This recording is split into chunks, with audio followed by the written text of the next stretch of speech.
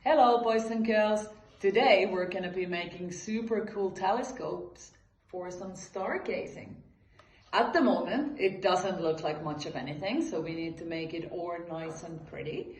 So what do you need? You need a piece of foil and obviously your empty paper roll. If you don't have a big one like this one, you can use two little ones and put them together. Okay, so what you need to do first, you cover it with your foil. Make sure you tuck it in. There we go. Once it's all covered, I'll have a tiny bit of glue in here. And you'll spread it around.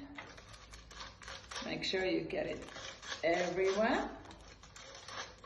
Then I'm going to decorate it with my glitter. Got some in here. Just use my fingers and sprinkle, sprinkle. There we go, like little stars. Take some red ones. Lovely. And once it's all ready and dry, you are ready to start your stargazing. What can you see? Maybe you'll spot a moon, maybe you'll spot some stars or even planets.